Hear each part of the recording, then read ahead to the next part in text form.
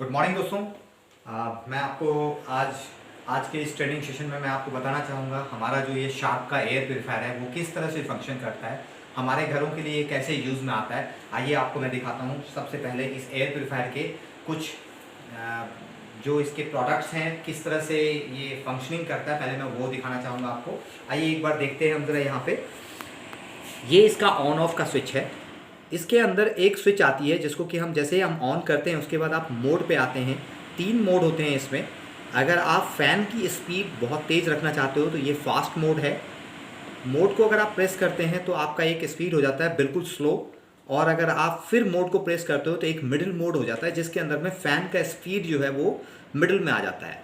ये 3 तरह की मोड में ये काम करता है। अगर आप नाइट मोड पे लेके जाते हो इसको तो आप देखोगे कि नाइट मोड में ये लाइट भी बंद हो जाती है और साउंड जो है फ़ैन का जो स्पीड है वो कम होने की वजह से साउंड भी कम प्रोड्यूस करता है। तो आप रात के टाइम के लिए मैं प्रेफर करता हूं कि नाइट में आप नाइट मोड पे इस्तेमाल किया कीजिए। अगर आपका दरवाज़ा ऑफन अक्सर खुलता रहता है, टाइम टू टाइम खुलता रहता है, कोई ना कोई बच्चे वगैरह आ रहे हैं जा रहे हैं, तो फिर आप बीच के मोड पे भी रख सकते हैं इसको। बीच के मोड पे ये लाइट भी जलेगी और फ़ैन की स्पीड थोड़ी सी ज़्यादा हो जाएगी। स्पीड बढ़ेगी तो आपको पता ही है कि फिर कमरे की जो क्लीन एरिया जो है वो ज़्यादा जल्दी करेगा ये कवर। और अगर आपको लगता है कि आपका ओपन एरियाज़ में आपका ये प्रोडक्ट रखा हुआ है, आपका जो स्पेस है उस पर ज़्यादा आना जाना लगा हुआ है, तो आप इसको फास्ट मोड पे दिन के टाइम में ज़्यादातर फास्ट मोड पे भी हम रख सकते हैं। बिजली की कंजप्शन बहुत ही कम होने की वजह से आपको कोई बिजली का कोई कंजप्शन का ज़्यादा कोई एक्सपेंस नहीं आता है। उसके बाद अब आता है हमारा एक मोड, इसमें हैज़ का मोड, जो आप ये देख पा रहे होंगे हैज़ मोड। अगर आप इस मोड पे दबाते हैं हैज़ मोड पे तो क्या होता है कि हैज़ मोड आपके मशीन में एक ऐसा फंक्शन है जिसको कि हम कहते हैं प्लाज्मा क्लस्टर आयन टेक्नोलॉजी। ये टेक्नोलॉजी क्या काम करती है कि जब आप हैज़ मोड पे आप इसको प्रेस करते हैं तो आपके घर के अंदर जो ऑर्डर्स हैं, जो स्मेल है और जो इस तरह की चीज़ें हैं उनको ये एब्जॉर्ब कर लेता है, न्यूट्रलाइज कर देता है। जो स्मेल होती है, जैसे आपने देखा VOC वाइल होती है, जैसे हम कुछ मच्छर के लिए जो यूज़ करते हैं मॉस्किटो कॉइल्स या इस टाइप की चीज़ें, उनमें से एक VOC वाइल निकलती है जिस वाइल को ये बिल्कुल न्यूट्रलाइज कर देता है, जबकि वो वाइल हमारे लिए भी हानिकारक होता है लेकिन उस वाइल को ये न्यूट्रलाइज कर देती है। तो ये काम हमारा हैज़ मोड करता है। आइए अब हम दिखाते हैं कुछ प्रैक्टिकल एग्जाम्पल्स आपके इस मशीन के कि ये किस तरह से पॉल्यूशन पे काम करता है। आइए पहले मैं आपको दिखाना चाहूँगा इस मशीन के बारे में। हमारे इस मशीन के अंदर में एक तो फिल्ट्रेशन ये है, मैम आप देख पा रहे होंगे यहाँ पे ये एक फिल्ट्रेशन है, और जो बाहर से ये जाली की तरह ये फिल्टर करता है। ये फर्स्ट जाली है हमारी। इसको आप ओपन करते हैं, बहुत इजीली ये ओपन हो जाती है, और फिर इसे आप साइड करके रखिए और आपको मैं अब दिखाता हूँ। इसमें हमारे पास 2 तरह के फिल्टर होते हैं। जो सेकंड फिल्टर हमारा होता है वो फिल्टर हमारा कार्बन फिल्टर होता है, जिसको कि हमें वॉश नहीं करना है, ये केवल आपको धूप में डालना है 10 से 15 मिनट के लिए। आप जब इसे 15 मिनट के लिए भी 15 दिन में 15 मिनट्स के लिए अगर आप इसे डाल देते हो तो ये धूप में चार्ज हो जाता है, एक कार्बन होने की वजह से। इसके बाद हमारा एक थर्ड फिल्टर होता है जिसको कि हम हेपा बोलते हैं, जो हमारे बॉडी के अंदर में लंग्स की तरह काम करता है। जैसे हमारा बॉडी लंग्स हमारा वर्क करता है, फेफड़ा जिसको हम बोलते हैं, तो वही ये फेफड़ा है हमारा।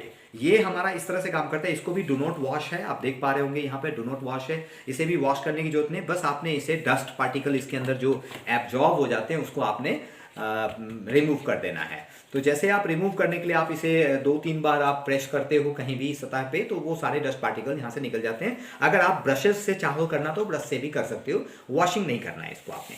आइए अब मैं आपको इसको एक बार सेट करके दिखाता हूँ कि इसके लिए आपको किसी भी इंजीनियर की कहीं भी कोई आवश्यकता नहीं है किसी को बुलाने की, और ये आप खुद भी कर सकते हो अपने घर में। ये आपने इसे लगाया और इस तरह से अब आपने इसको इंसर्ट किया और आपने ये बंद कर दिया। ये हमारा हो गया मशीन ओके वर्क करने के लिए। अब आपने क्या करना है, इसको आपने प्रेस कर देना है, ये ऑन हो गया। आइए दोस्तों अब मैं आपको बताना चाहूंगा आपको इस मशीन को रखना कहाँ चाहिए। हमेशा अपने इस एयर प्योरीफायर को अपने दीवार के से 2 फीट दूरी पे रखिए, क्योंकि दीवार के पास में हमारा ये सेक्शन है, ये सेक्शन मशीन है। ये पार्ट जो है ये शक करता है, जो बाहर की एरियाज की जो पॉल्यूशंस होते हैं उसको ये शक करने का काम करता है। तो अगर आप इसको बिल्कुल दीवार से चिपका के रखेंगे तो रिजल्ट उतना अच्छा इफेक्टिवनेस नहीं आएगा।